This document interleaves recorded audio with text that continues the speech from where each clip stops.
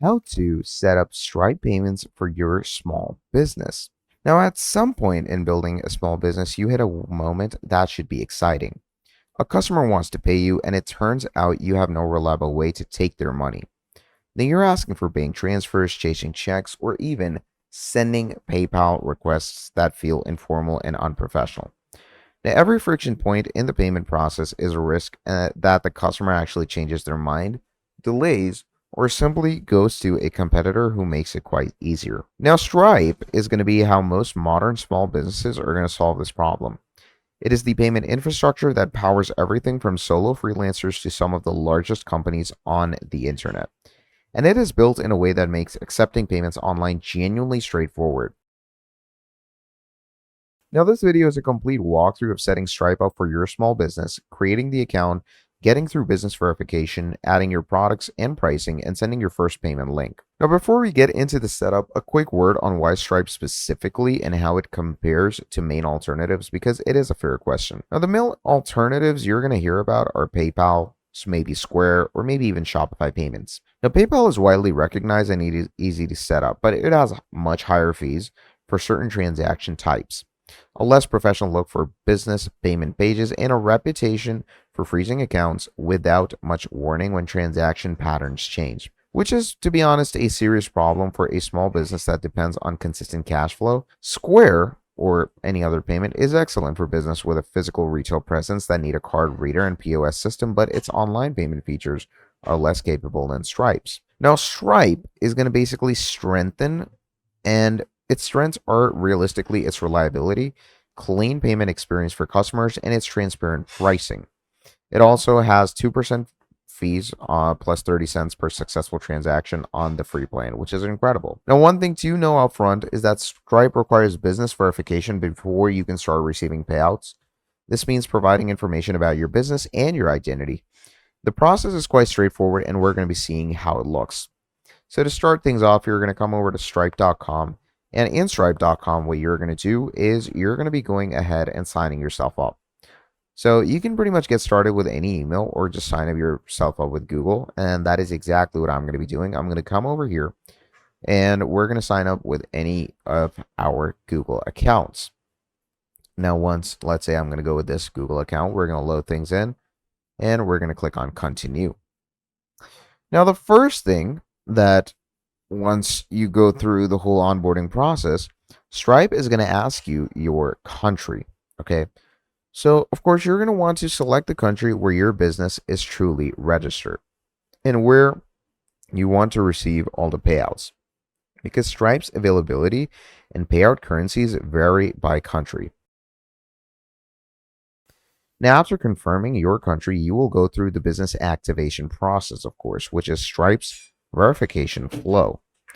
Now, you'll be asked to provide your business types like individual or sole proprietor, company, nonprofit, or even government entity. And of course, that is the main verification center, because without verification, nothing is going to work on Stripe. You're not going to be able to make those payment gateways, and you're not going to be able to carry out a proper consistent payment flow. Because when it comes to Stripe, Stripe is very serious with the payment gateways, and many people either use it for scam capabilities, or many people, just use it for types of things where people don't necessarily need a gateway. So, of course, for that verification, we're going to make sure to comply with Stripe. As you can see, I already have a business set up and I already have that business verified.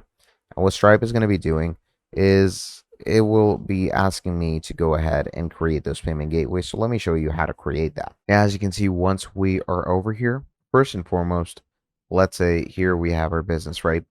Now, this is my business right here, and each business section is going to be known as a sandbox. Now, if you want to go ahead and verify your system, right here in the bottom right, we have a whole setup guide that asks you to, finish our setup. So to finish your setup, you can come here and choose how to accept payments first of all. So we can accept payments in different ways. So there's shareable payment links that we can use, pre-built checkout forms, embedded components. So you can go with any of these if you want to, but of course, before all of that, you are going to want to make sure that each and everything in your business section and each and everything that you are going to need is fully verified, because without the full verification, nothing is going to be working.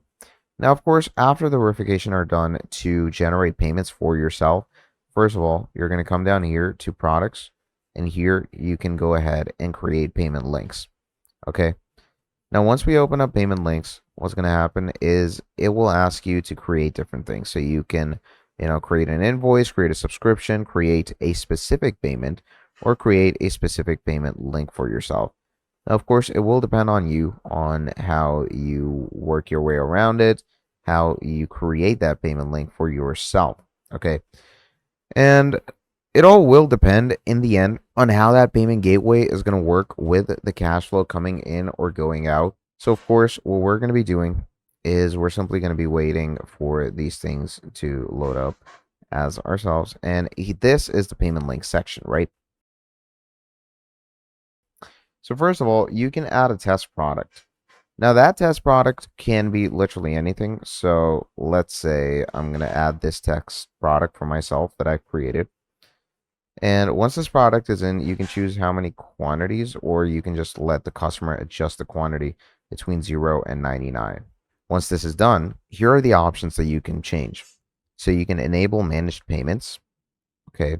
And this is a feature which is going to handle global tax compliances, fraud, disputes, and different types of customer support. Then you can go ahead and collect taxes automatically, collect customer names, and even more advanced options like allowing or adding custom fields for the users where they can, pretty much add something if they want to, allow promotional codes, which is another great feature where people can simply add in different promotion codes and get discounts.